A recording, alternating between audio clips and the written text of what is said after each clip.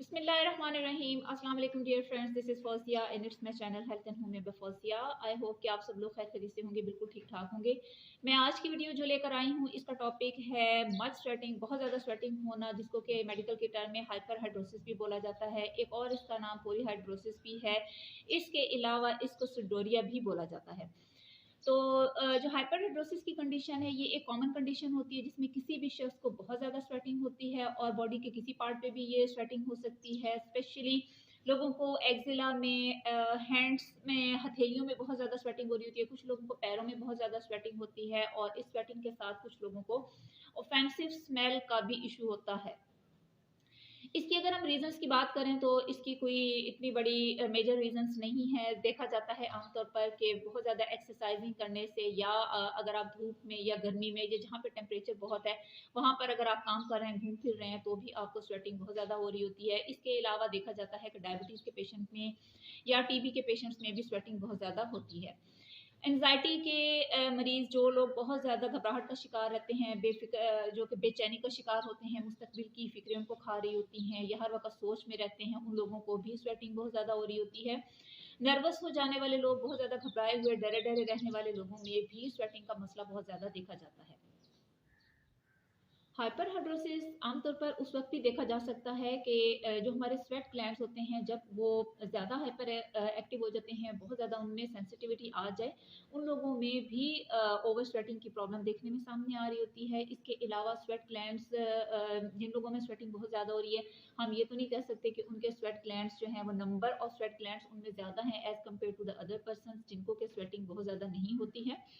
तो इसके अलावा ये भी देखा जाता है कि जिन लोगों में ऐसी नर्व्स जो कि स्वेट ग्लैंड्स को कंट्रोल कर रही होती हैं वो ओवर सेंसिटिव हो जाएं, तो भी ऐसे अफराद में, ऐसे अशखास में स्वेटिंग का इशू बहुत ज़्यादा सामने आ रहा होता है। हाइपरहाइड्रोसिस को आमतौर पर दो तरह की टाइप्स में डिवाइड किया जा सकता है। जो फर्स्ट वन है उसको हम फोकल हाइपरहाइड्रोसिस बोलते हैं और जो दूसरी इसकी टाइप है उसको हम जनरलाइज्ड हाइपरहाइड्रोसिस बोल रहे होते हैं।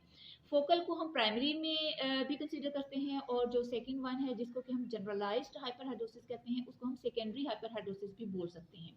अब होता क्या है कि फोकल जो हाइपरहाइड्रोसिस है उसमें आमतौर पर ये देखा जाता है कि इसमें कुछ स्पेसिफिक ऐसी कॉजेज नहीं होती हैं, ना कोई इस किस्म की कोई इतनी खास बीमारियां होती हैं कि जिनकी वजह से कहा जाए कि ओवर स्वेटिंग का इशू सामने आ रहा है। जबकि हम सेकेंडरी हाइपरहाइड्रोसिस की जब बात करते हैं, जिसमें कि जनरलाइज्ड स्वेटिंग का इशू हो रहा होता है, जैसा कि इसके नाम से ही जाहिर है, इसमें बॉडी के किसी पार्ट पे भी, कहीं पे भी, किसी एरिया पे भी स्वेटिंग का इशू देखा जाता है।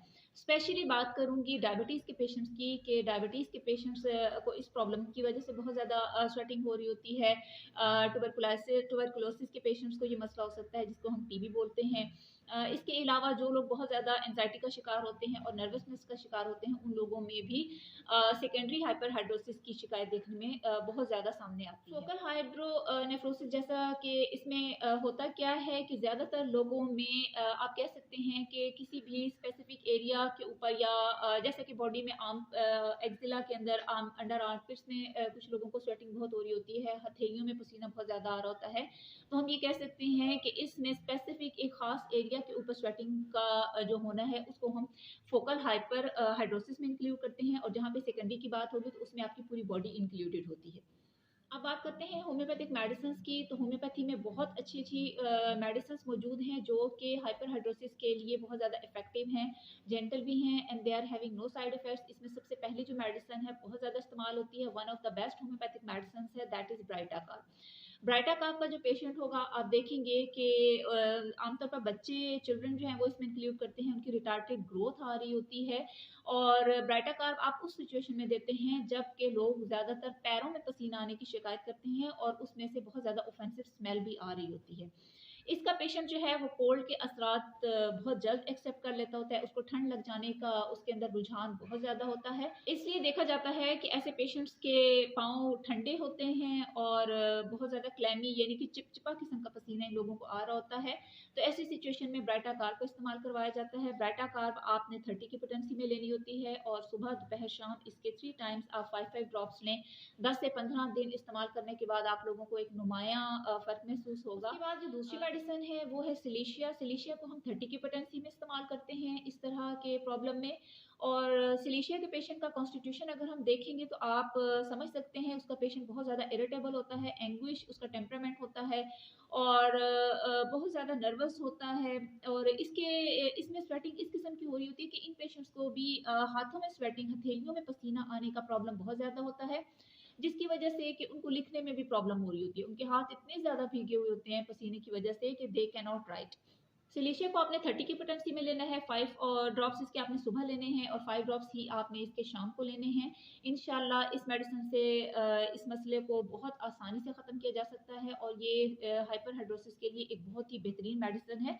स्पेशली इसमें आपको दोनों टाइप्स का हाइपरहाइड्रोसिस मिलेगा, यानी कि इसमें लोकल भी है और जनरलाइज्ड भी है। ये दोनों कंडीशंस में सिलिशिया बहुत अच्छा काम करती है। इसके बाद जो नेक्स्ट मेडिसिन है वो है कलकेरिया कार्ब। कलकेरिया कार्ब खास तौर पर फैट, फेयर एंड फ्लैबी लोगों की मेडिसिन होती है और इसके पेशेंट्स जो होते हैं वो भी ठंड के असरात को बहुत जल्दी कबूल कर लेते हैं और इन लोगों को एग्स खाने की ख्वाहिश बहुत ज़्यादा होती है, अंडे के लिए इनकी क्रेविंग बहुत ज़्यादा होती है। इसके पेशेंट को जो स्वेटिंग हो रही होती है वो उसका जो सीट ऑफ एक्शन है खास तौर पे वो हेड होता है। इन लोगों को हेड के ऊपर पसीना स्कैल्प के ऊपर बहुत ज़्यादा आ रहा होता है और इस कदर इनको स्वेटिंग हो रही होती है कि इनका पिलो जो है वो भीग जाता है। तो इस तरह की कंडीशन में आपने कलकेरिया कार्ब को 200 की पोटेंसी में लेना है और इस मेडिसिन को आपने वीक में ओनली 2 टाइम यूज करना है, यानी कि आप कोई सी भी 2 दिन डिसाइड कर लें और 200 की पोटेंसी आपने लेनी है और इसके 5 कतरे एक दिन ले लें और 2-4 दिनों के गैप से आप इसकी दूसरी डोज भी ले लेंगे। तो इंशाल्लाह अगर तो ये सारे जो इसकी अलामात हैं वो उस पेशेंट में मौजूद हैं और उसको पसीना आने की भी शिकायत बहुत ज़्यादा हो रही है तो आपने कलकेरिया कार्ब का इस्तेमाल करवाना है।